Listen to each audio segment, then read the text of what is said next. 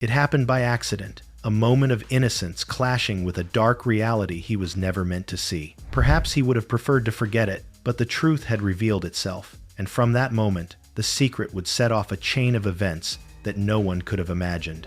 The only thought occupying the mind of the adult involved was terrifyingly simple: silence the witness. Before we begin, help this channel grow.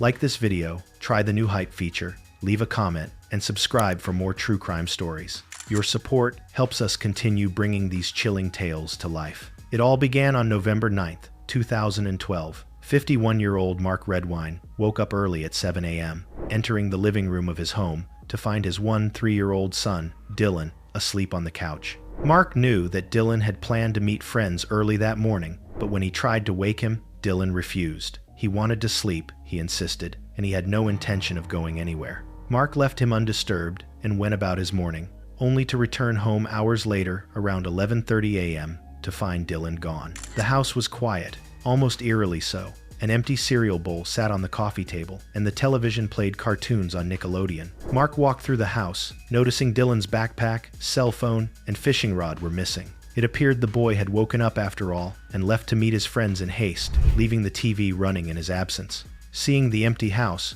Mark decided to lie down on the couch for a nap. When he woke around 1:30 p.m., Dylan had still not returned. Concerned, Mark tried calling his son, but there was no answer. The phone was out of coverage, a detail that should have alarmed him. By 3 p.m., Mark went to check with Dylan's friends, only to learn that none of them had seen him that day. Text messages from friends poured in, asking if Dylan was okay, telling him that his father and mother were worried, but Dylan did not respond. Panic began to set in. Mark reported his son as missing to the police and immediately informed his ex-wife, Elaine. She was 7 hours away at the time, shocked and furious that Dylan could be missing while Mark seemed uncertain of what to do next. Their conversation quickly escalated into arguments, blame, and accusations. Elaine demanded action. Mark insisted he had already contacted authorities. Yet, the young boy remained missing. Dylan Redwine had been born on February 6, 1999, the youngest of 3 brothers. He was a typical teenager, bright, active, curious, and well-behaved. He loved baseball, video games, biking, and spending time with his friends. He had never gotten into trouble and was far removed from any negative influences. His father, Mark, a long-haul trucker, was rarely home due to work, which had strained not only his marriage, but also his relationship with his children. In 2007, after 18 years of marriage, Elaine left Mark following a messy and painful divorce. Custody battles ensued. Ultimately, the children were placed with Elaine, while Mark was granted visitation rights. This arrangement, while standard in legal terms, did little to heal the emotional rift between father and son. Dylan and his older brother Corey were reluctant to spend time with Mark, harboring resentment from years of neglect and occasional mistreatment. Mark moved to a remote cabin in Durango, Colorado, a 6 to 7 hour drive from Elaine's home. The isolation of the cabin, nestled deep in the forest, made visits tense and uncomfortable for the boy. Still, for holidays and school breaks, Dylan followed the court's orders, traveling to his father's home, often with a sense of dread.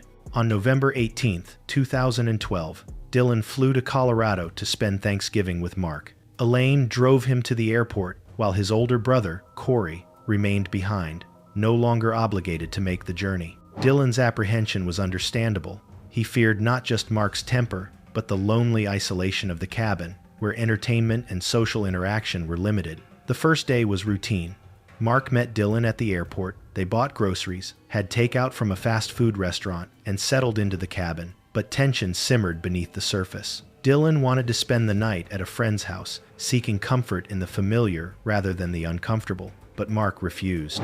Dylan was forced to comply, planning instead to meet friends early the next morning. Less than 24 hours after his arrival, Dylan vanished. Elaine and Corey immediately began a desperate search, but Mark seemed passive. He did not join the search, did not answer questions, and even ignored calls from Elaine. Police confirmed Dylan had arrived at the airport and seen his father. Surveillance footage showed them shopping and dining together. Yet, his whereabouts beyond that moment were a mystery. Authorities launched large-scale searches, utilizing volunteers, canine units, drones, and helicopters. Days turned into weeks. Thanksgiving came and went with no sign of Dylan. Elaine organized media campaigns, fundraising, and social media efforts to keep attention on her missing son. She offered a $50,000 reward for information, yet Mark's lack of involvement grew increasingly suspicious. Investigators examined Mark's movements, confirming that he ran errands and visited his lawyer on the day of Dylan's disappearance. He claimed he thought Dylan had gone to fish at a nearby lake or visit a friend's house, though the friend's house was 15 kilometers away in freezing weather, a distance unlikely for a 13-year-old to traverse alone. The first clue emerged when police discovered drops of Dylan's blood at Mark's cabin. Mark attempted to explain it away as an old injury from a prior visit, but his reaction to questioning raised further red flags. He refused to cooperate fully, became combative, and ultimately failed a polygraph test. Searches intensified. Weeks later, remnants of Dylan's clothing, headphones, a shoe, and a strand of hair were found in the forest. On June 27th, human bones were discovered approximately 13 kilometers from Mark's cabin.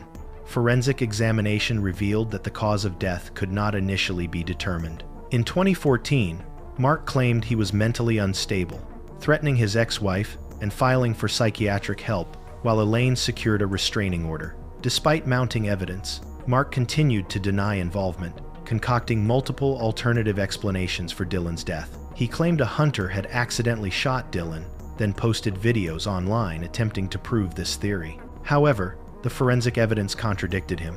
Dylan had blunt force trauma to the head, inconsistent with any accidental incident. The motive finally became clearer during court proceedings.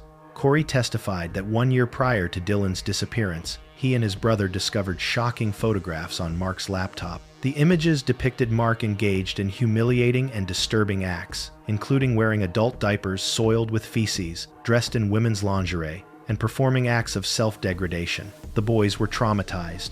They did not know who to tell.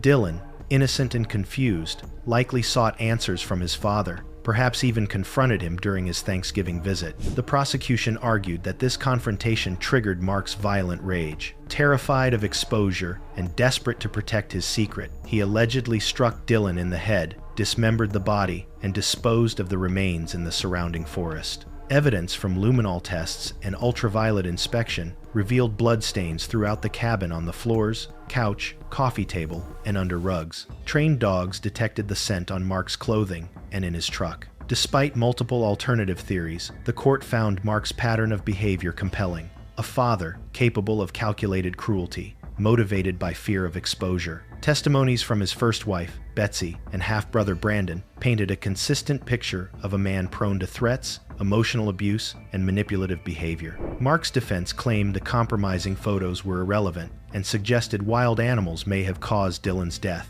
but the evidence was overwhelming. Witnesses confirmed Mark was frequently near the location where Dylan's remains were found, and the trauma evident on the bones was consistent with human-inflicted violence. After years of delays, including lawyer arrests, changes in defense counsel, and the COVID-19 pandemic, the trial finally commenced in 2021.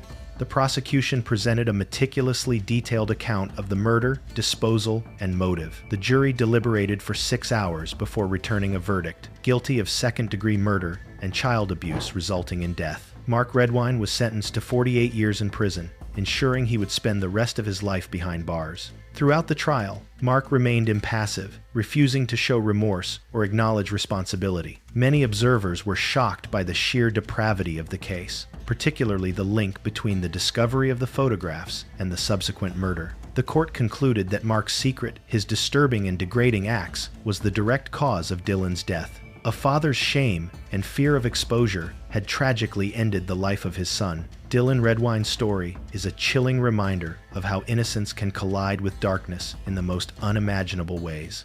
The young boy, curious and trusting, became a witness to a secret so abhorrent that it sealed his fate. Yet, thanks to the tireless efforts of his mother, Elaine, and the dedication of investigators, justice was ultimately served, ensuring that the truth of Dylan's final days would not be buried along with him. If you've finished watching, you're a true fan of true crime. Subscribe to the channel, turn on bell notifications, and leave a like. Stay tuned for more chilling stories where the darkest secrets often hide behind the faces of those we trust the most.